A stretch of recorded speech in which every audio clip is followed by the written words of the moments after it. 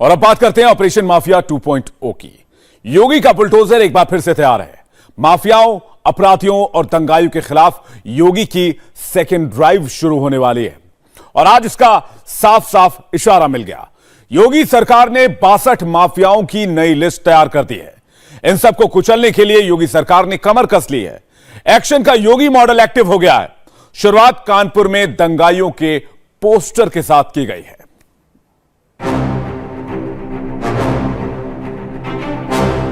योगी सरकार ने पोस्टर छपवा दिया।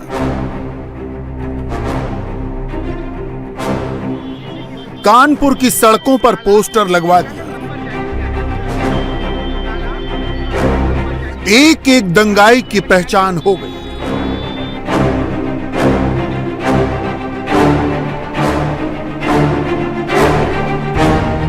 जिस हाथ में पत्थर नजर आएगा, अब उसका पूरा शिजरा कार्रवाई की जद में आएगा। यही है एक्शन का योगी मॉडल। इसलिए यूपी में रहना है तो दंगाइयों को बचना है, माफिया को बचना है, बाबा के बुलडोजर से बचना है।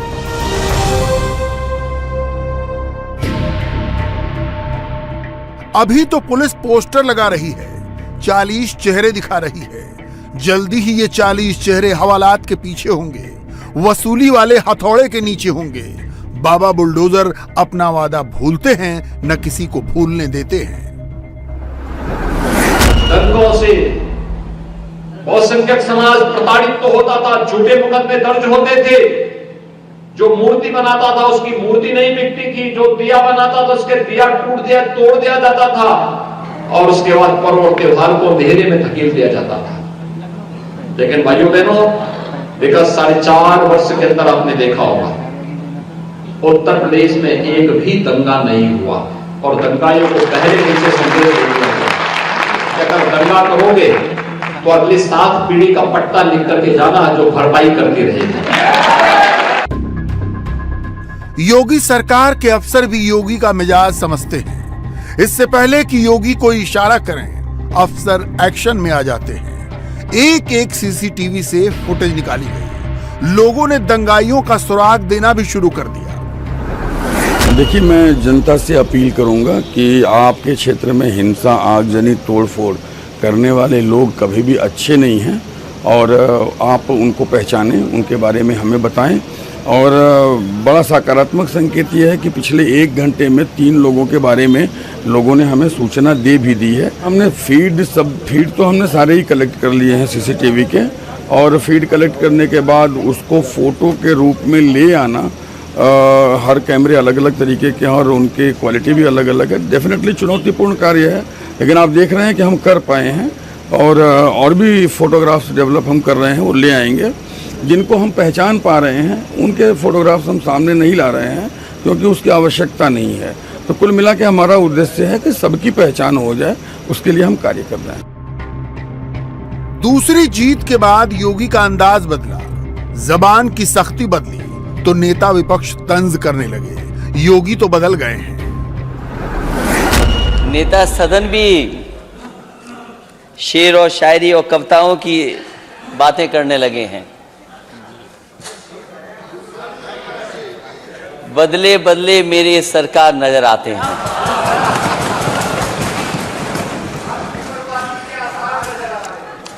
वो आपकी बर्बादी के, वो अगली लाइन थी। मुझे अच्छा लगा कि मैं नेता सदन को जो गाना दे रहा था केवल एक लाइन का, उन्हीं के माननीय सदस्य ने दूसरी लाइन बोल दी। मैं चाहूंगा कि माननीय सदस्य दोबारा वो लाइन बोल दें, क्योंकि मैं तो नेता सदन के वो दूसरी लाइन नहीं बोलूंगा।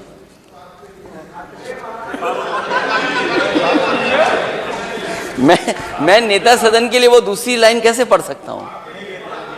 मैं तो कह रहा हूं कि बदले बदले मेरे सरकार नजर आते हैं।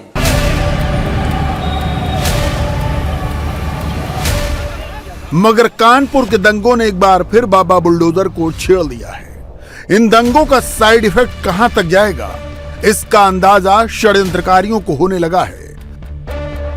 बाबा बुलडोजर एक्शन में आ गए हैं। अब प्रदेश के माफिया की नई लिस्ट सामने आ गई है। बाबा के बुलडोजर फिर से अंगड़ाई लेने लगे। नई फहरिस्त में कुल 62 माफिया चिन्हित हैं। गैंगस्टर लिस्ट में कुल 788 कुख्यात अपराधी हैं। गैंगस्टर की 6.5 अरब की संपत्ति कुर्क हुई। मेरठ जोन से सबसे अधिक 2 अरब 32 करोड़ से ज्यादा वसूले गए। दरअसल माफिया से सीएम योगी का बैर पुराना है। माफिया की योगी को पहचान भी खूब है और बुलडोजर के इस्तेमाल का कॉन्फिडेंस भी खूब है। अब आपने तो कहना शुरू कर दिया है कि बुलडोजर फिर से चलेगा। देखिए, हमने प्रदेश में बुलडोजर का बेहतर उपयोग किया है और मुझे लगता है कि बुलडोजर कंपनी को तो उत्तर प्रदेश को हर जनपद को एक बुलडोजर देना चाहिए, एक मॉडल के रूप में खड़ा होगा। देखिए, एक कहावत है ना, चांदी रात चोरों को अच्छी नहीं लगती है, तो ये लोग कैसे इसको बर्दाश्त करेंगे। लेकिन उनकी शिकायत ये कि आपके जो बुलडोजर हैं वो समाजवादी पार्टी के नेताओं या उनके समर्थकों पर ही चलते हैं। मैंने कहा, देखिए, अब हर गुंडा हर माफिया समाजवादी पार्टी से जुड़ा है तो मैं क्या करूं। ये जितने पेशेवर माफिया अपराधी है, अब देखा होगा आपने ना, 12 से लेकर के 17 के बीच में, जिस दिन मैंने मुख्यमंत्री पद की शपथ ली थी, इन माफियाओं को उसी दिन पता था कि मैं क्या करूंगा।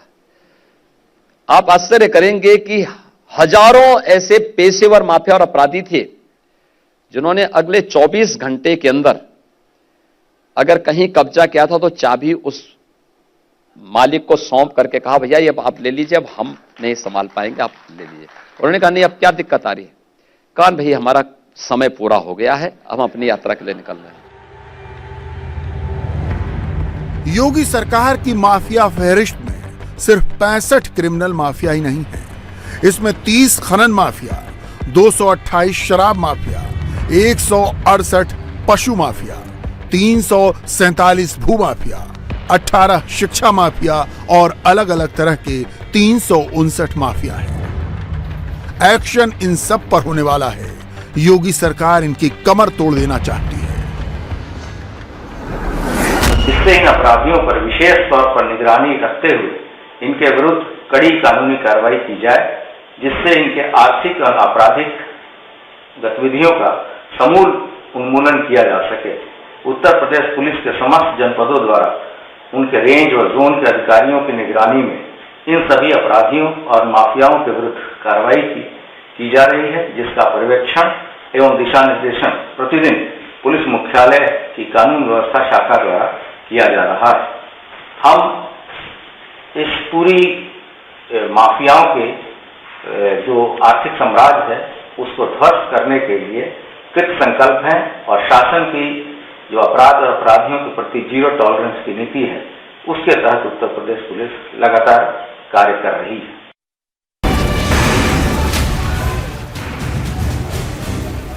कानपुर के गुनहगारों पर तो गैंगस्टर एक्ट के तहत एक्शन होगा, ये तय है। जो गुनहगार होंगे उनकी संपत्ति कुर्क होगी। कानपुर का पुलिस प्रशासन पूरी तरह एक्शन में आ गया है। मगर इस बीच सीएम योगी ने यूपी के पुलिस प्रशासन को शुक्रवार को ही एक बड़ा आदेश जारी कर दिया। 15 दिनों के अंदर पूरे प्रदेश के सभी धार्मिक स्थल जो सड़क पर या सड़क के किनारे हैं उनकी सूची बनाई जाए। इसके बाद सभी अवैध धार्मिक स्ट्रक्चर पर कार्रवाई पर विचार होगा।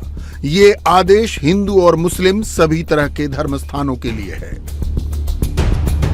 याद रखिए, ये वही योगी हैं जिन्होंने मस्जिदों से लाउड स्पीकर उतरवाए तो मंदिरों से भी उतरवाए। किसी के साथ भेदभाव नहीं किया गया। यूपी में लखनऊ से लेकर मेरठ तक सड़कों पर कब्जा करके बनाए ऐसे ठिकाने खूब हैं। मेरठ की कचहरी रोड से बेगमपुल चौराहे पर जाने के लिए सिंगल रूट है। इस सड़क पर 2 मज़ारें बनी हुई हैं। सड़क का रास्ता तो रुकता ही है, जाम की समस्या भी पैदा होती है। रोड एक्सीडेंट की वजह भी बनती है। बाबा चांद मियां 5 पीर वाली मजार ठीक मेरठ कॉलेज के एक हिस्से के सामने है। इससे कुछ आगे एक बड़ी वीरान मजार है। एक समय में यह बहुत छोटी हुआ करती थी, लेकिन कुछ सालों पहले इसका स्वरूप बढ़ता चला गया। अब जिला प्रशासन इन सब की सूची बनाने में जुट गया है। इलीगल रिलीजियस स्ट्रक्चर या कोई भी हो, किसी भी धर्म के हो, वो भी कितनी जगह पे हैं और उसकी एक लिस्ट बना ली जाए और फिर उसको सूचीबद्ध तरीके से एक ऊपर भी भेज दिया जाए और फिर उस पर आगे कैसे कार्रवाई करनी है और संवाद स्थापित करके कैसे उनको जो पब्लिक को इनकन्वीनियंस ना हो, कैसे उनको शिफ्टिंग कर सकती है, इस पर विचार किया जाएगा। तो उसी के क्रम में अभी हम लोग उसको चिन्हांकित करवा रहे हैं। अभी जैसे ही रिपोर्ट जितनी भी आएगी हम लोग आपसे शेयर करेंगे। कितना दिन मतलब लगभग लग जाएंगे? हमने कहा है 1 वीक के लिए हमने टाइम दिया है कि 1 वीक में उसको चिन्हांकित करके दे दें। मेरठ से गाजियाबाद बढ़िए तो राजनगर में सड़क किनारे एक पतली सी जगह में मंदिर स्थापित है। हमारी सहयोगी गोनिका अरोड़ा ने पुजारी जी से सवाल करना चाहा तो वो पाठ का बहाना कर सवाल टालते रहे। मेरठ रोड पर तो सड़क के बीचों बीच मजार बनी है, उसकी वजह से वाहनों को ही घुमा कर ले जाना पड़ता है। गोनिका की ये रिपोर्ट देखिए। हम इस वक्त गाजियाबाद में मौजूद हैं और जहां पर भी सड़क के किनारे या फिर सड़क के बीचों बीच अवैध स्ट्रक्चर्स हैं उन जगह पर जा रहे हैं और मेरठ से गाजियाबाद की तरफ एंटर करते हुए मेरठ रोड पर ही एक और रिलीजियस स्ट्रक्चर यहां पर है। दरअसल एक मजार बनी हुई है, ये पीर बाबा सैदपुरे वाले उनकी मजार है और ये मजार भी सड़क के बीचों बीच है। ये किस तरीके से सड़क के बीचों बीच है, सबसे पहले आपको वो दिखाते हैं। दरअसल ये मेरठ रोड है, ये मेरठ रोड से यानी कि जब आप मेरठ से गाजियाबाद की तरफ आते हैं तो ये सड़क के बीचों बीच सड़क का एक हिस्सा इस तरफ जाता है और सड़क का दूसरा हिस्सा उस तरफ जाता है और उस के बिल्कुल बीचों बीच एक मजार है जिससे कि सड़क यानी कि ट्रैफिक में भी अवरोध पैदा होता है। हालांकि ये मजार पिछले कई सालों से यहाँ पर है और यहाँ पर ही दिल्ली मेट्रो रीजनल ट्रेन भी यहाँ से गुजरेगी और ये जो स्ट्रक्चर है ये काफी सालों से है, काफी जगह इस स्ट्रक्चर ने घेर रखी है। हम इस वक्त तो स्ट्रक्चर के अंदर ही जाकर किसी से पूछना चाह रहे हैं लेकिन उसके अंदर कोई दिख नहीं रहा है। नोएडा भी ऐसे अतिक्रमण से अछूता नहीं है। कहीं पीर हैं, कहीं फकीर हैं और कहीं तो एकदम लबे रोड दरगाह से सटी मस्जिद भी बन गई है। हजरत कालू पीर शाह की दरगाह का यही हाल है। जुमे की नमाज के दौरान आने वाले वाहनों को यहाँ भीड़ का भी सामना करना पड़ता है। नोएडा फेज 2 में मौजूद हैं और यहाँ पर सड़क पर एक मजार और मस्जिद दोनों है।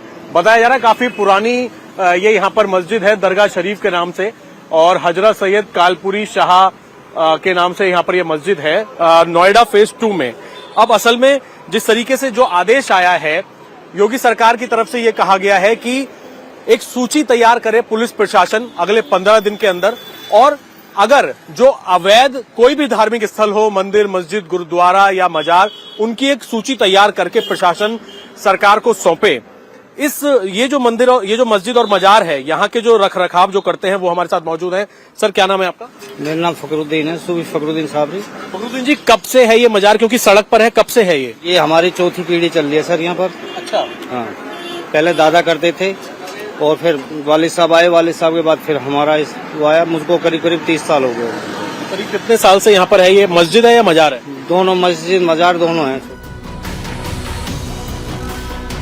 यह हाल सिर्फ नोएडा, गाजियाबाद और मेरठ का नहीं है। प्रदेश की राजधानी लखनऊ में भी बीच सड़क ऐसे धार्मिक स्थल मिल जाएंगे। इनकी वजह से लगातार जाम की स्थिति बनी रहती है मगर प्रशासन लाचार दिखता है तो इसलिए कि हर बार तर्क एक है, स्ट्रक्चर तो सड़क से भी पुराना है। इंडिया टीवी हर वक्त हर जगह डाउनलोड करने के लिए सर्च करें India TV news Google play store या ऐप स्टोर पर।